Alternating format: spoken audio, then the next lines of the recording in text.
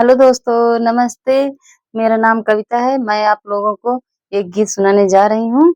अगर मेरा वीडियो अच्छी लगे, वीडियो को लाइक करें और चैनल को सब्सक्राइब करें।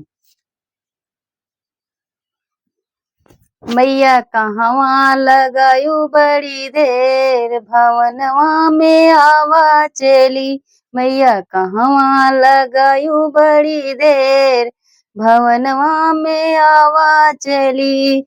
तोहरे दुअरवा मैया मलिया नया आवे, तोहरे दुअरवा मैया मलिया नया आवे।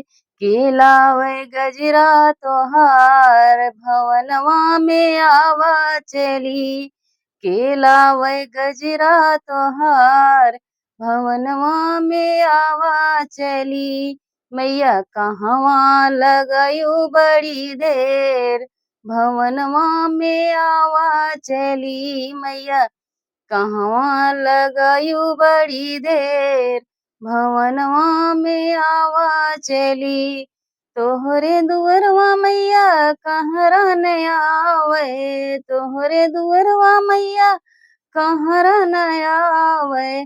के लावे कलसा तोहार, भवनवा में आवा चली। के लावे कलसा तोहार, भवनवा में आवा चली।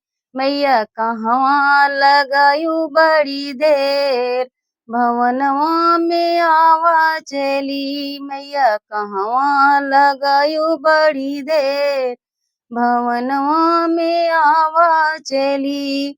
तोहरे दुअरवा मैया पंडित नया आवे, तोहरे दुअरवा मैया पंडित नया आवे। के लावे पोथिया तोहार, भवनवा में आवा चली। के लावे पोथिया तोहार, भवनवा में आवा चली। मैया कहवा लगायू बड़ी देर, भवनवा में आवा चली। मैया कहवा लगायू बड़ी देर, भवनवा में आवा चली। जय माता दी।